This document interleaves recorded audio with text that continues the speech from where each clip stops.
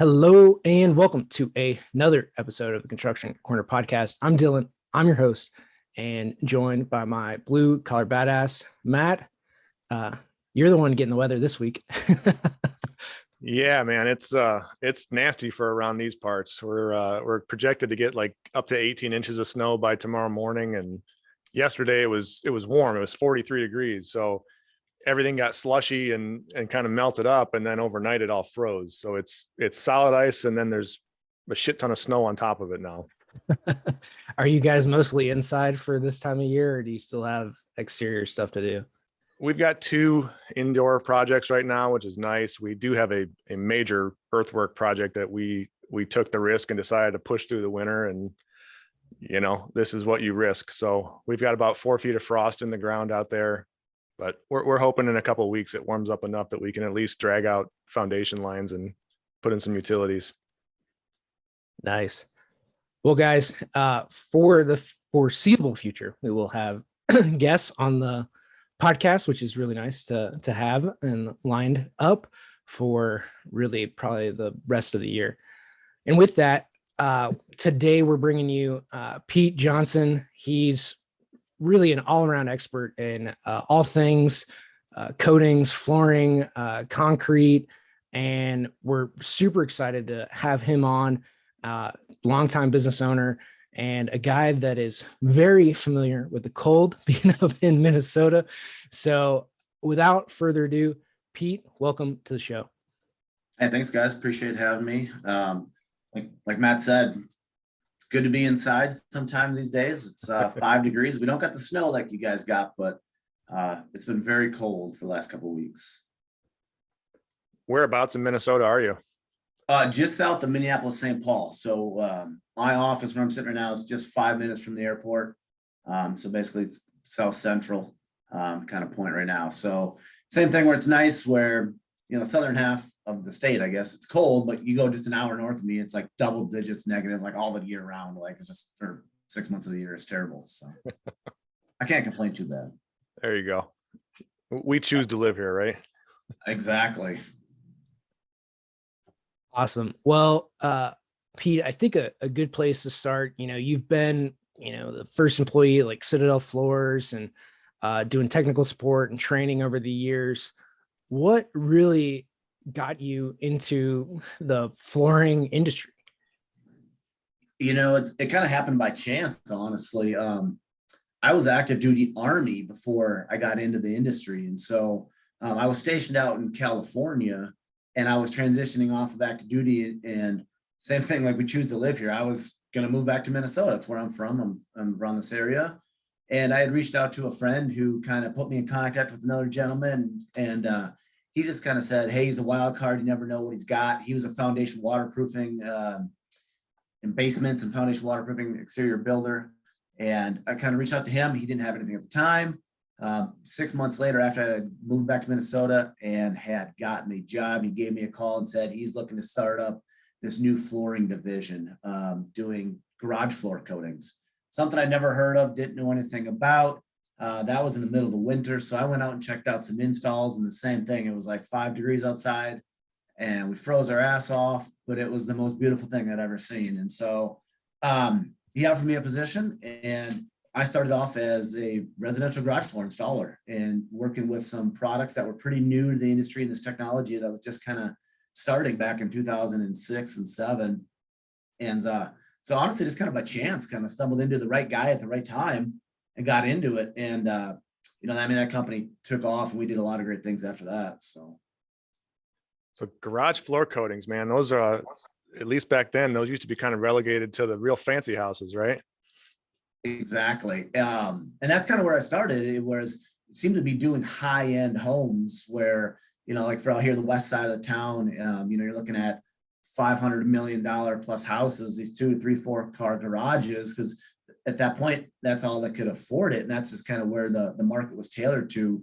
But, over the course of the last 17 years, it's completely changed. The market's changed, and kind of being able to go after a whole different spectrum of clientele and be able to offer products at a competitive price point to any household, basically, whether it's a garage floor coating or anything like that. So it's actually changed dramatically over the last 15 years. Nice. So I didn't mean to cut you off on your history, but is it primarily, epoxy coatings or coverings, or is it something different that your history is with?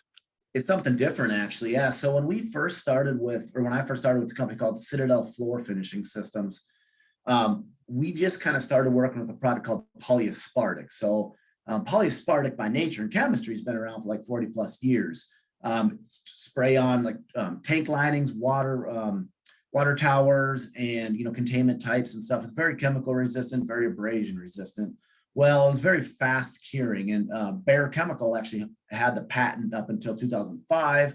They let the patent go. A couple of other chemical manufacturers picked up that patent, changed the chemistry a little bit, and kind of slowed it down to the floor. So really, my chemistry background, not a chemist by any means, but I was at kind of the leading front of utilizing polyaspartics as a floor coating. Before that, it was all epoxies.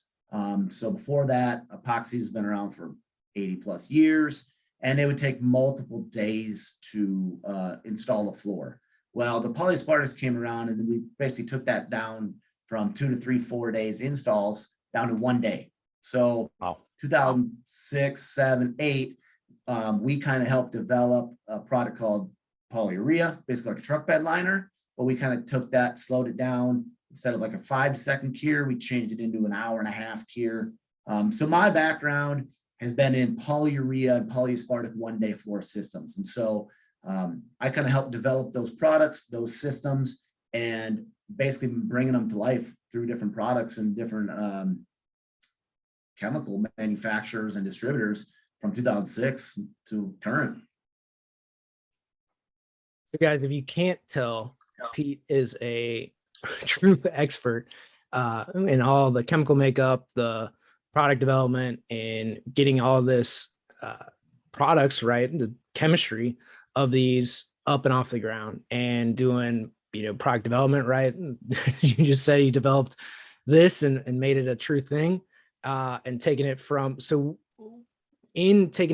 5-second to an 1.5-hour cure. What does that really do for the flooring, and why would you want to extend that curing time versus having something that's frankly like instant?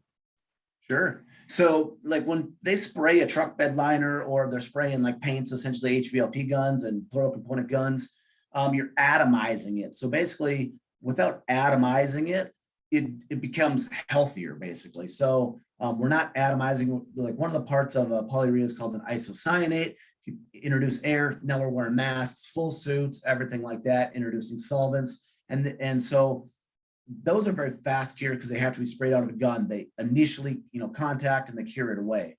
So we have taken that technology and basically put everything into batch mixing. So A and B go into a bucket. You have what's called a pot life, and then you just dip and roll it. So it's like rolling paint on a wall, just in a faster setting, basically. So we've made it safer in that capacity.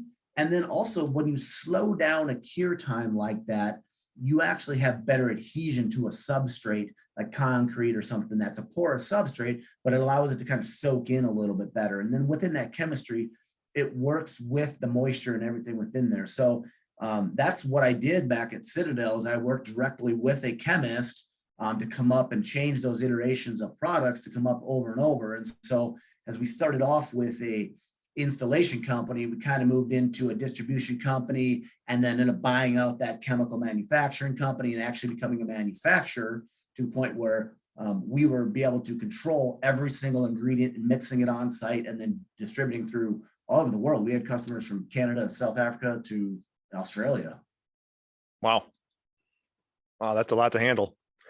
The company blew up. It was crazy. Actually, it got sold to Rust-Oleum, so really, it was a very, very large company, and it's gotten larger since I've left. But the chemical makeup of polyurea and everything, that's kind of how it all started. And that's kind of where I got my, that's where I cut my teeth on coatings, and that's that chemical knowledge, and just taking it from there. So first off, thank you for your service. I meant to say that earlier, right out the jump. I greatly appreciate it. But obviously now you're not with Citadel. You're with is it Valence Protective Coatings? Yep. Valence, okay. Yep. So are you doing primarily the same sort of product, same sort of prospecting, or what do you do at Valence? Yeah. So after kind of Citadel and everything kind of, after we sold the company, I went on my own doing residential installations, concrete polishing, and doing everything decorative concrete related. And I was kind of being subbed out as a company, kind of bouncing around, helping guys on installations. And one of the guys that I had helped train back in my Citadel days was another installer. He was looking to get into chemical distribution. And so he had kind of asked me if I would help him develop some products, work with the chemists that he has kind of working with, and kind of bring those products to light. And so then I went to go work for him full time, starting another company, or helping him start another company called Penntek Industrial Coatings. They're still out there going strong, very big company. So I helped start them from 2013, I think it was. And then I left last year in 2 years ago now, 2020, just to go take another job. Honestly, I was just going to kind of go take a desk job. I thought I was just going to collect a paycheck and sit behind a desk and live a good life. Well, that lasted about a month before I was tired with that. I couldn't do it. I had customers and people calling me and asking me for products and everything that way. So it was kind of nice to be able to offer those type of assistance to, customers, and to have the knowledge. And so now with Valence, so basically Valence is my company. We started in August of 2020, essentially kind of right in the middle of the pandemic, and have kind of grown. So my specialty and our specialty with Valence, we started off with polyurea and polyaspartic. So basically garage floor coatings, utilizing the same technology that I've known and being able to grow businesses. In the last year and a half, we've moved into our fourth warehouse. We outgrew the first three, and we brought on 3 other lines to distribute for. So now we're essentially a full stop distribution line. So we have everything from buckets to paintbrushes and rollers. We have all the equipment that you need to put it down. So diamond grinders and bits and everything that way. And then we offer products from anything along the waterproofing lines, anything to coat a brick, a paver, a foundation, or decorative concrete, anything in between. We try to be a one-stop shop. And so we've positioned ourselves that way. And then we also offer training courses and workshops for guys getting into it. So one of my specialties that I've been doing for 15 years is training people, helping them get into the industry and helping them grow a business, learn the industry, learn the products, and kind of grow. And so this year for 22, one of our big things we've been trying to do is take a little bit different approach. As it's not just about distribution. It's not just about buckets out the door. It's more about building that relationship and building that business. Because if we can increase their business and we're loyal to them, they're going to be loyal to us. And so I've really kind of taken a better approach just in the last month of trying to build those relationships and take our core business guys and build them up. Now with that, for when building those relationships, I mean, how important has training been to really your business? I mean, this is very technical stuff in case you guys can't tell, right? Like you're talking about polymer chains and like how this stuff cures and timing of it and safety concerns and chemistry and like, hopefully you're not going to die with this stuff, right? Like, just in some of the acids and stuff, like, this is safe. This needs to be stored in this, like just in general chemistry, right? Like this thing can kill you. This is safe. You can drink this, right? Like in chemistry in general. But for what you guys are dealing with, like, I mean, how important is that training aspect for everything that you're doing? It's crucial, honestly. And that's why, we have monthly classes, whether that's a new customer coming on or anybody that's looking for residual training or do anything, because our products in polyurea in general, they install just slightly different than a standard epoxy. They're just the way they go down, just chemically the way they work. And so we need to bring them into our warehouse. And I put a 3-day class on teaching them the ins and outs, putting it on, hands on, and most importantly, so you can put it down the right way so it lasts. Like as a distributor and having some of the formulations that we have, we stand behind them. So as a manufacturer, distributor, we stand behind those products for 15 years in a residential setting for what's called delamination, peeling, and lifting. And so we want to make sure that our guys are as trained as good as possible to make sure that they're putting down the quality floor. Obviously, the customer's happy. It looks amazing. Most importantly, it has the durability to last for those 15 plus years. So training is extremely important in our field. So I'm going to ask the dumb question because I've heard of the product, I think, but I call everything epoxy. So what does it look like? I mean, once it's applied, is it a clear product? Is it colored? Can you do all the above or? All the above, yeah. So traditional, like in a garage floor setting. So most of our customers are doing garage floor. So in a garage floor setting, we have a system called a full flake system. So you've probably seen it in floors before. Like maybe it has a gray layer and it's got these little specks kind of all over the place.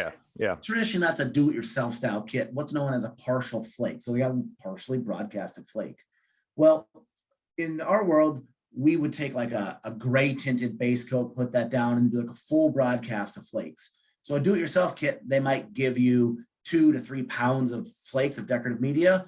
We're broadcasting 40 to 80 pounds, so a lot. And we cover it basically. So it's kind of got a terrazzo marble kind of a look to it. And then once we clean all that up, we put a very durable, thin polyaspartic layer of clear over the top of that. So both clear and tinted. And then we also, one product doesn't fit everything. So we build a system to your needs, whether it's a garage floor or maybe you got your manufacturing facility, whether you got forklift traffic or anything like that. We can adjust the media or the look to make sure that that's actually going to last and hold up to that type of traffic. So do you do much commercial work? We do. A handful of our guys do, honestly. So it's kind of a niche thing. Obviously, you guys do a lot of commercial work and everything. So like residential, you're dealing with a new customer every day. You kind of get paid every day. Yeah. Again, I'm talking to the choir, but getting those relationships with commercial builders and kind of getting into those and having those relationships goes a long way. So it takes a while to get there, but we have some guys that pretty much only do commercial, looking at 2 to 50,000 square feet. And then most of our other guys are kind of doing residential. Gotcha. I think we've built a couple of restaurants in the last 10 years. And I'm guessing, although I called it epoxy, it sounds like it was something more close to what you're talking about with the full flake. And, we did coved right up the wall and it worked really well. Yep. And it could be an epoxy, we can still get the very similar look. Let's say like an epoxy versus a polyurea, you can still kind of get that look. Chemically, they're different. And the reason we use certain things, especially in our environment, again, we talked about the weather.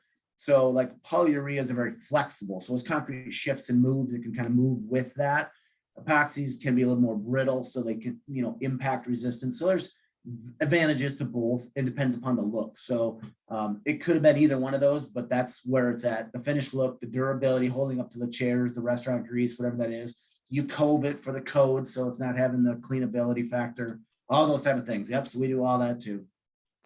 So how about prep? Is it still similar? Do you have to, grind the floor or shot blast it or all of those aspects? Yeah. Yep. Okay. So grinding and shot blasting is essentially the industry standard nowadays. Do-it-yourself guys are acid washing and stuff like that, which is, one, it's not good for the environment. 2, you're not going to get an adequate prep on the floor. So everything we do is we sell diamond grinders, the bits, everything to go with that to make sure that they have the correct surface profile.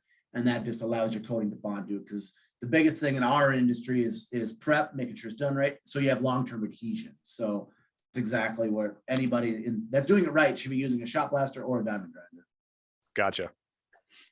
Yep. Kind of an unrelated but amusing story. So we built a large facility a couple of years ago, about 50,000 square feet, and it was all polished and sealed concrete. So similar equipment, it sounds like, different process.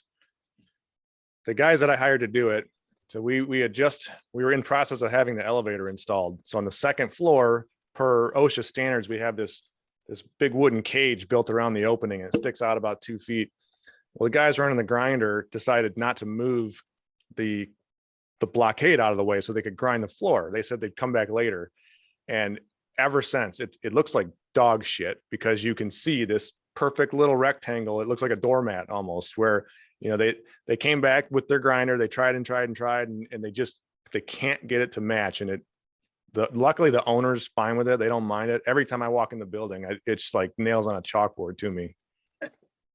Yeah, exactly. That's how I am too. Cause I mean, the same with, anybody that you're in the industry, that's the first thing you notice. Like, I don't think I walk into anywhere without staring at the floors. Like the first thing that I've noticed. There's a garage or a commercial building, and yeah, you pick it apart, and you notice those imperfections, and that's too bad that happened. Cause yeah, if you don't do it seamless the first time, the blending in is always going to look like a patch. Yeah, for sure. I guess in that, so this is clearly not my area of expertise, but for the coatings and things that you do, like obviously there's a lot of technical like nuance to what you're doing. Like for a garage floor that might be fairly straightforward, just like most residential things are, right? It's fairly easy and straightforward. But for some of the commercial applications, like on the technical side of it and figuring out like what needs to get put down, how to put it down, like how should somebody bring you into that process? Obviously the sooner the better, but like what does that look like in some of the like more technical applications that you guys get into? And honestly, it's, in those larger applications, it starts with the architect. So the architect typically is going to spec in the type of flooring, whether it's vinyl plank to a resinous type of flooring. And usually it's just spec'd in as a resinous flooring. So as a distributor, and some of the big manufacturers, you have to submit either a change order, or more importantly, before that, you kind of want to submit all your products and your tech data sheets and in your specs to the architect. So then they would actually try to recommend you, try to get you written into a spec. I'm not good at spec writing, and I'm not good at trying to get myself into specs. I've kind of just never been my expertise. But what we typically find is, if you're an architect, I apologize, I'm an architect, listen to this, but they typically don't fully understand what the right product and what they need is for what the really is. It's just the truth. And so we typically have to deal with the general contractor at that point to say, hey, they spec'd in say a metallic floor, which is a very high-end marbly looking floor because it looks beautiful. Well, they spec that in for, say, an auto body shop. Well, that's going to be slippery in hell. It's going to scratch and it's not going to hold up.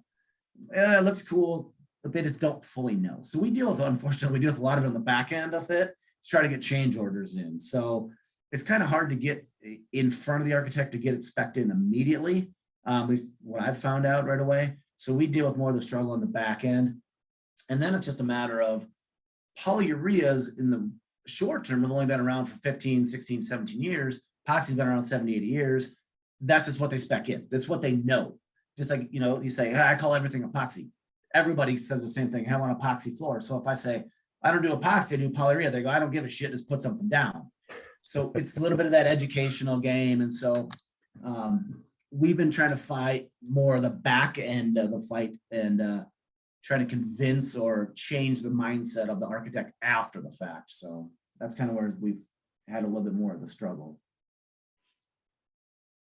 Yeah, I've heard it helps, and this is not through personal experience, but if you have a condo in Vail, I hear they listen to you a lot faster. Sounds about right. Yeah. So, and the hard part, like, we try to bid on some of these large jobs. So let's say if you're going to build that 50,000 square foot, if I don't know you personally, or if I don't know that, I just come in and say, hey, this is what I want you to come in. If we don't have that personal relationship, you've probably already got your guy that you're going to pick. I know when I was an installer, like the Viking Stadium was being built, I went in there, I was there like, oh, you're, veteran points, I'm a service disabled veteran, so I get points for that. Well, I walked in to go bid on it. They're like, well, are you union? No. Oh, you're automatically out. And they just would give zero consideration to that. And I couldn't afford, as a small owner operator, to go pay the $50,000 to join the union. It wasn't worth it for them to do that. And so it's hard to kind of get in. So unless you, like I said, you don't have some of those pat on the backs, I've found it harder to kind of get into those. So do you handle installation too, or just distribution to subcontractors? Just distribution through subcontractors. Yeah. So I don't really install anymore. Okay. Now, I help my neighbor kind of do a floor. We traded out some video work. I'll go help some local guys, but now I've kind of just do trainings here at the shop, do all the technical side of things. And then I just basically travel, visiting customers. And so if they have a large job, or if I'll go work with them a day or two to kind of either show them a new product or more importantly, just get their guys additional training. Gotcha. Yeah, that's a tough one, man. Cause we'll get subcontractors all the time reaching out to us that want to work with us and, but for a supplier to reach out and say, hey, I've got this amazing floor covering, my initial response is always, well, I don't put it down. You got to go find one of our guys that do that. Yep. You may have the best floor covering in the world, but it's a tough dynamic to bridge because typically speaking, we would never directly buy any product from you or from anyone. We could kind of point you in the right direction to some of our preferred installers, and that may be the way to go about it, I guess. But that's a tough one.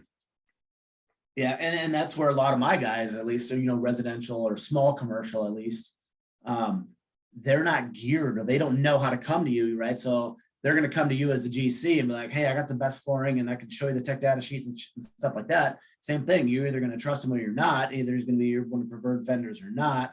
And that's just kind of a choice. And so it's hard for us to go after, general contractor and sell that, because just like you said, you might have the final decision, but it's ultimately, it trickles back through the contractor that you have to trust, who's going to put down the right product that you believe in as well.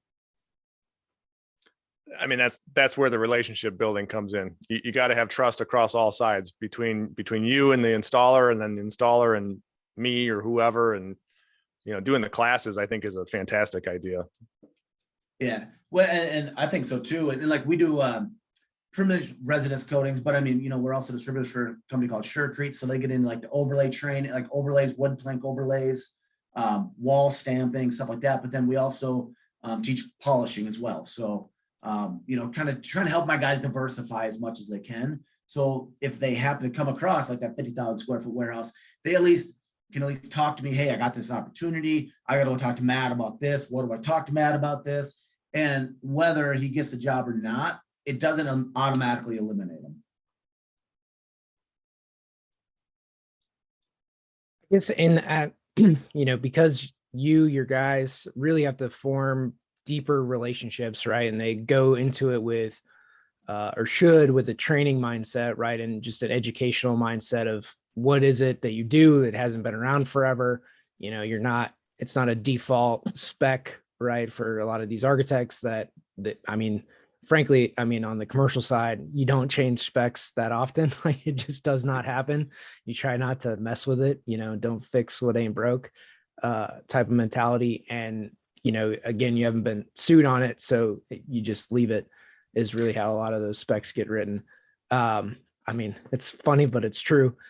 So through that, like in going after this in a way of education, training, like how have you found for really Valence and even your career in going into it as like a training, help first, educational mindset? Like, how have your clients stay with you longer, or have they, than maybe some of your competitors or other people that you see within the industry, right? And going at it from a let's just say a sales first mentality versus a education first mentality.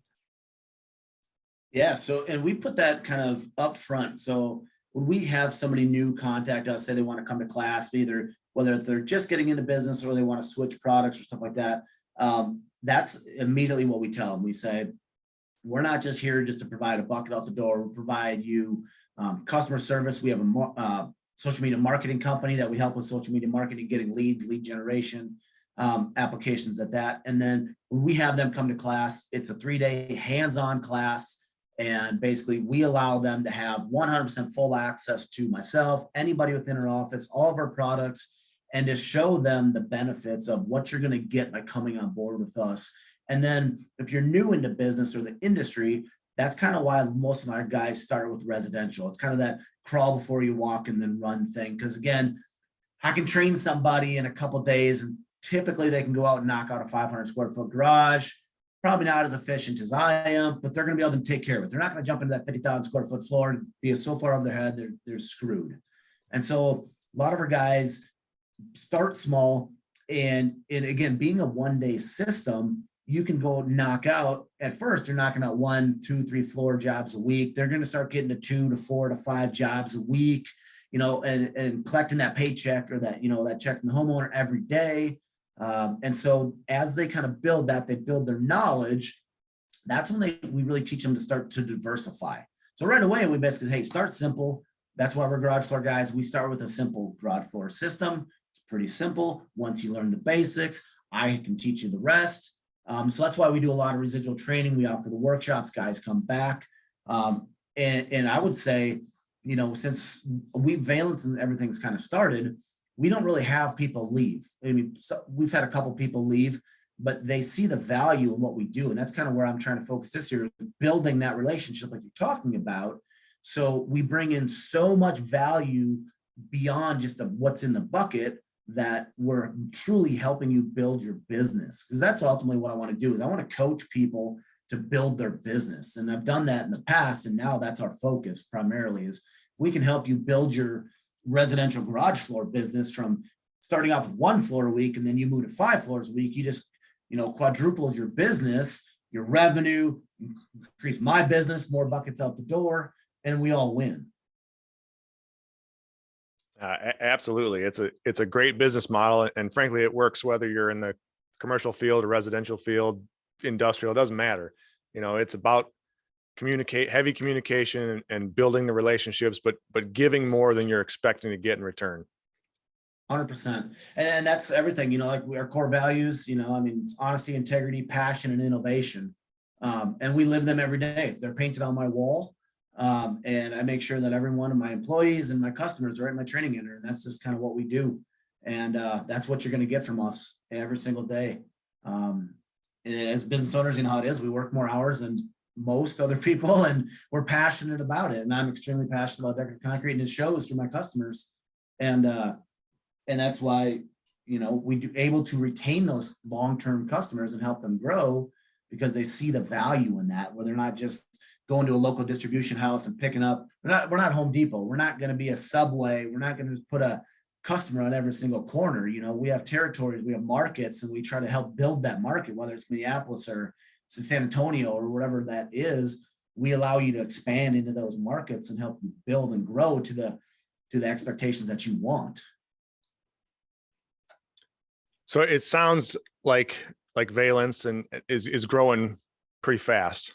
For as long as you've been out there doing this, and you don't have to answer this 100% honestly if you don't want, but are you seeing all of the crazy supply chain issues on your side, and is it affecting your growth? 100%. Yeah. So basically, like we call it polyspartics, like our top coat. It's essentially, it's a needed product for every system, most part that we do. And some of the raw materials come from China, Japan, Thailand. So as the whole container shortage, all that whole BS and everything we're going through right now, that's put a big crimp on it all last year. So 2021 was significant growth for us. I mean, it was awesome, but we probably could have even doubled the size of what we did if we would have had unlimited supply for that. We kept getting price increases. We tried to hold on to our prices as much as we could. But again, we're not the cheapest. We're more like the Rolls Royce in the systems. We're a high-end quality product. And we've designed our products for that. So to get some of those higher end raw materials are very kind of hard to get. There's 2 plants that help make some of those products or the raw materials. One's in Texas, had to freeze last year, and the other one got taken out in New Orleans by the hurricane. And now there's another freeze coming in Texas, and New Orleans is still struggling with COVID. So this year, we're not really seeing a huge improvement. There's still dramatic shortages on some of the products. And so we've actually held back on bringing on new business for a couple of reasons. But one, I just got to be able to supply my current customers and not have everybody out short. I'm only going to be able to provide for them and their growth. And so, we still deal with that shit every single day on the phone with people that are making my stuff. What's it look like? What do you see? Where's your container at? Or what's it? And so, the industry itself is growing. Every construction industry has been booming. It's been taking off. And so our industry is no different, but the shortage, at least on some of those products, have absolutely kicked us pretty bad. Yeah. And unfortunately, it doesn't look like it's changing anytime real soon. In fact, it's probably getting worse, but it boils back to that constant communication. And I'm on the phone every day with my subs who are on the phone with their distributors and suppliers. And as long as we can all convey that same information, as long as it gets back to me in a form that I can translate to my customers, to the owners I'm working for, it seems to smooth things out, but it makes it for pretty stressful times for sure. Yeah, it's been tough, but it's the same thing. Like you said, communication. We run or have a private Facebook group for our customers. And so I kind of, post everything there for whatever it is. And if it's good, bad, or ugly, I'm just open. And that's, like I said, one of our core values, honesty. And if it's bad, I'm going to tell you. It's just the way it's going to be. And we've been able to, it's gotten close, but we've been able to supply everybody with everything so far. So shortages like 4 to 6 weeks out that we hear, we haven't had that, 1 to 2 weeks and stuff like that. But as long as people know that, and the guys are doing these big jobs, the same thing. They're talking to their GC, they're talking to whoever they're doing the project work, and just conveying, hey, like pigments. So like to make something gray, if that was clear, that was out 6 weeks. Guy had a 50,000 square foot floor. It's going to take me 6 weeks. It's just the way it is. And he had to postpone that new build, unfortunately, but everybody for the most part has been pretty understanding for what we're doing, as long as you can be communicative and talk it through. So we haven't had it that bad, but I really hate if it got any worse. Yeah, the good thing is that it seems that everyone now is caught up on the information train, and it's no mystery that we're having these issues as across any industry right now, really. But 6 weeks, I'd relish it, a 6-week lead time on most of our stuff right now. Some of our roofing insulation, it used to take me 4 days. It's taking 6 months. And it's planning for that is nuts. But again, you get through it, and as long as you're brutally honest with everybody, it still seems to be working in the right direction. So I can't complain too much. Just a different way of doing business now. Yeah, absolutely. And like I said, everybody's kind of aware of it and they understand it now. And so, like I said, if we can say that, like typically like a standard order, depending upon size, we could either flip that same day or next day because we have so much inventory. Until it starts to get low, of course, and then we're starting going, oh shit, where's it coming? What's it happening? And again, we've been pretty good about it, but it's only one-off stuff that we're telling people, 2 to 3 weeks out, 6 weeks out. It's pretty one-off, but we got a lot of money invested into some products just because you have to have them. We have to have them in stock just because I don't know where the next container or next bucket's coming from. Yeah, and that's one of the benefits. Like I went to a last mile conference last week in Vegas. I know World of Concrete was a couple weeks ago, with really the benefit that I think a lot of us have had is supply chain is a conversation that happens at the dinner table now, right? Like it's top of everybody's mind. It's on the news. It's something that people really understand. And like the whole thing with like containers in the middle of the ocean, right? People understand that like that's how you get stuff.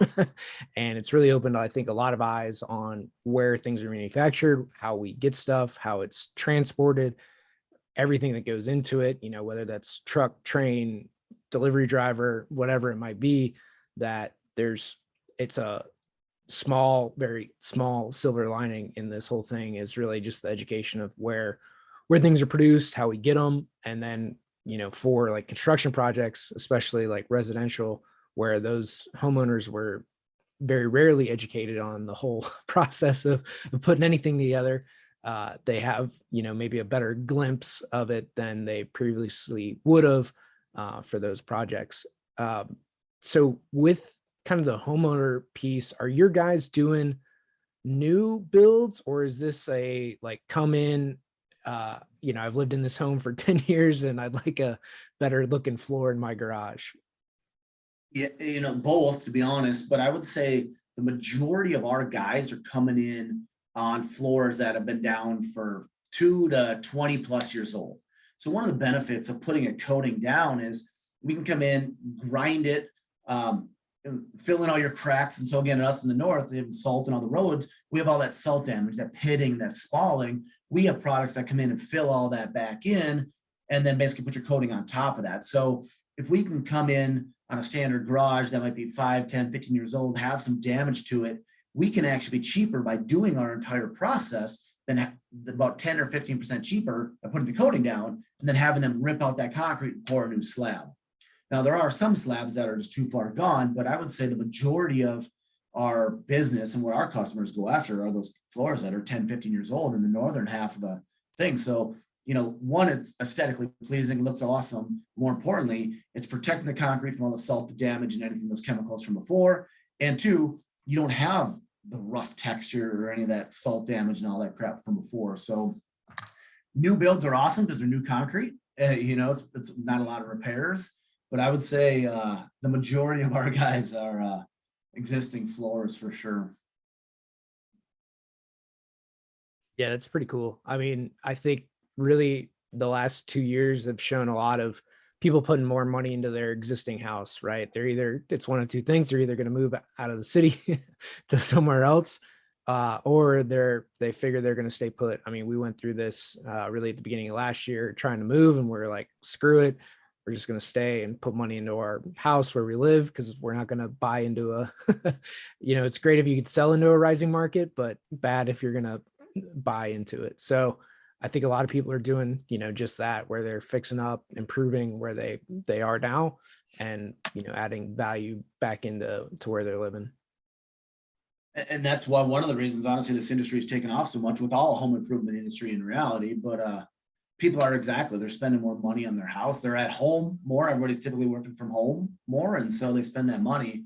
And that's kind of what we noticed too, is when we started, it was a great takeoff, but we actually spun off a whole entire different company called Valent Supply, just for either do-it-yourself style products or small local kind of I don't want to call it like a Sherwin-Williams, but essentially you can drop in and pick up a little bit of this, a little bit of that. So it's completely different products than all of our training and everything like that. But again, if you need a paint cover, you need a roller, you need a couple of gallons of epoxy or something like that, we have an entire supply side of things where people can just either order online for their distribution. So our Surecrete, our TK products, we have an entire line that people don't need the training on those products. So we just open up ourselves into a different type of non-contractor base or very small contractor base, whether they're just a painter and they're just going to go do a small little wall or something like that in somebody's house. They can come now do that. Don't need all the training, do all that. So they don't get the advantage of like the Valent side, but we're still getting a lot of sales on that side of things as well. Diversification is the key, man. I love it. Basically, we tell everybody, or at least our contractors, so there's no brick, paver, or piece of concrete that at a house that you can't protect, make beautiful, or coat in some way, shape, or form. So nice. Shouldn't be walking away from anything. Well, Pete, what is, from your standpoint, you've been in this industry, a long time, seen a lot of things, been around the block. What's something that you've seen here even recently that's really one of the bigger problems, and how do we go about solving or trying to address whatever the problem is that you're seeing in the industry? Education, honestly. And I think that's kind of why I'm so passionate about it, is it seems like there's a lot more people kind of getting into it. There's a lot more people saying, hey, I can go grab the stuff from Home Depot or whatever, put it down, or I'm just going to get a couple buckets. So we've seen more people start up as distribution people, more companies start up as installation companies, more, like I said, like a painter I'm going to do it. Well, if they don't have the right education to make sure that they're doing it the right way, putting it down the right way, educating them educating the homeowner why you're using this product, how it's going to benefit them. A lot of times those products they fail. They don't last the way they should. And then more importantly, what that does, it just gives the whole industry a bad name. So that goes with anything, but we're starting to see a lot of people not go through the training, not doing like test floors, doing their own floors, getting the education, putting the money into starting the business the way it should with the correct diamonds and the diamond grinders and stuff. If one of our machines could be $23,000, $25,000, it's a decent investment. To return that can come back pretty quickly, but it's education, getting guys out there with the right product, and just making sure that, more importantly, you stand behind it, whether it's a distributor, as an installer, you stand behind that product, and at all costs, you do the right things. That's what I just do the right thing at all times. Something fails, we're all human. I've mixed wrong before. shit happens. You just do the right thing and you fix it. So I can see our industry growing dramatically, but I would like to see more education, more people come into classes, not just mine, but anybody's classes, and diversification. So nobody's an expert. I believe everybody's always learning, no matter what. I said, if you're not learning something different every day, you're falling behind. And that's why I try to be active on Facebook groups or coaching groups within the industry, learning different skills, because you can always learn. So I've taken an educational standpoint, maybe just because I teach classes, but I think everybody should be coming to those classes and learning as much as you can before you actually start putting down products. Spot on, man. I mean, guys, listen to him. He's our second or third guest of the year, and the second or third guy to say, educate the consumer, right? Educate whoever's paying your bills, keep them happy, do the right thing. It's not rocket science, right? But it's very few and far between. You know, it's just it's a good way to do business, man. So congrats to you. Thanks. And that's what I teach, like on the sales side of things. And like we have a sales kind of a boot camp class, we call it Team B. And I'm not a salesman. I don't want to be a salesman, but I teach a class called technical sales. And it's just literally just teaching them so much information as an installer that when they go and sell, all they're doing is educating the customer of the product, how it works, and what benefits them. And if you can do that, you just sold yourself a floor. I don't want a slimy sales guy just going, hey, your floor is going to last forever. That's not true. It's going to do, not everything does everything. And so educate, if I can educate my contractor who can educate the homeowner, that's all it takes. Pete, where can they find you? A couple of different places. So Facebook, it's Valence Protective Coatings. Same with Instagram. Those are going to be our two big platforms. So we try to post as much as we can on Valence Protective Coatings or Valence Coatings on both those platforms. If you're a smaller contractor, anybody looking to get into the industry or kind of looking for more information, we also have our Valence Supply Facebook and our Instagram pages. Or email me at Peter@Valence, VALENCE coatings.com. Awesome. And guys, go check out Peter, especially if you're in the industry or want to be into it.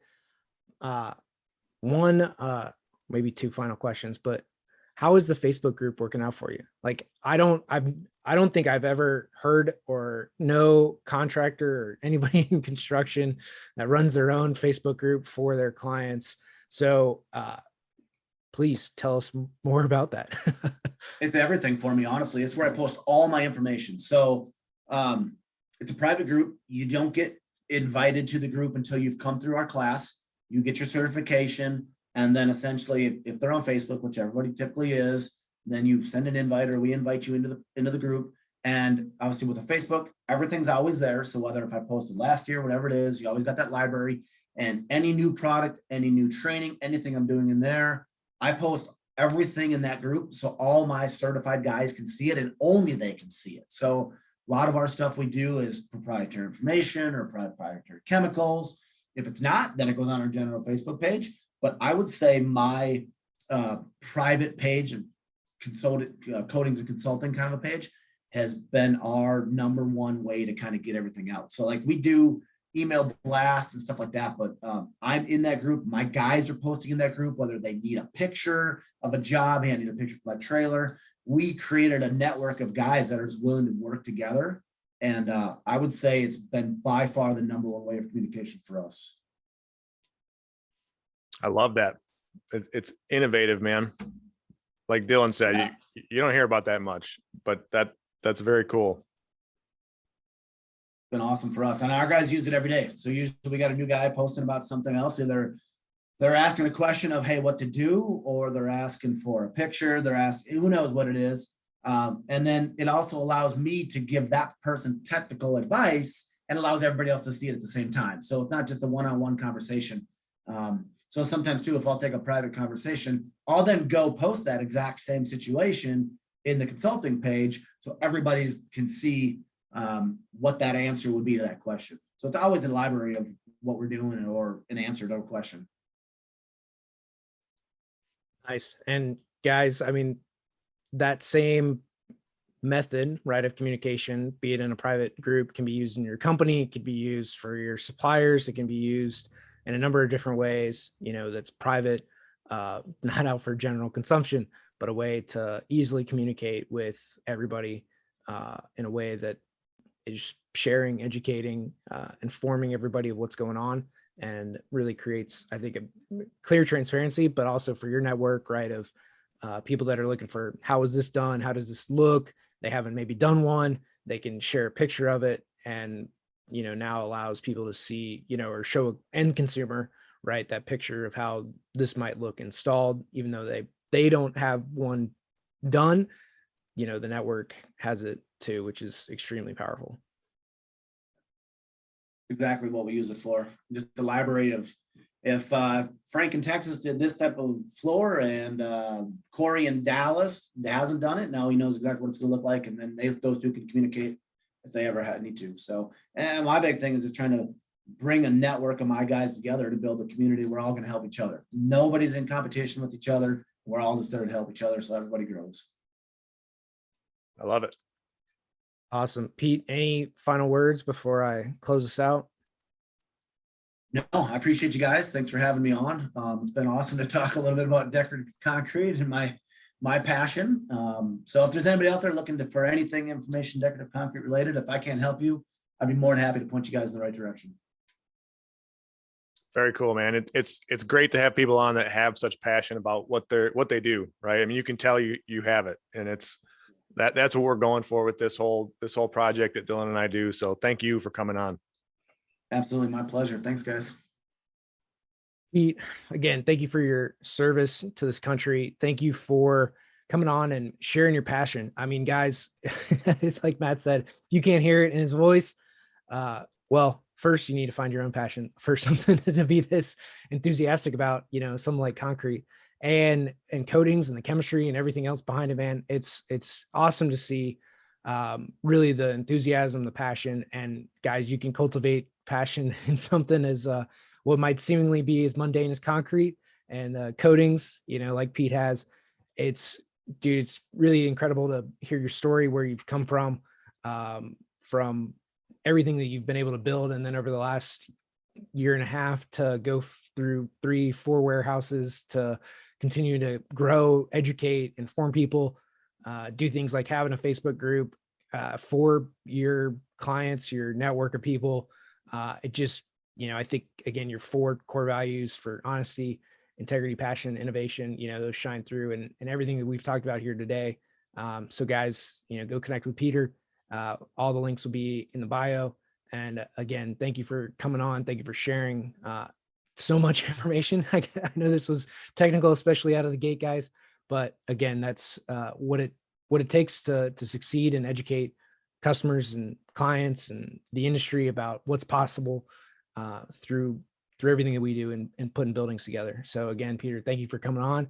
And guys, that's going to be this episode of the Construction Corner Podcast. Until next time.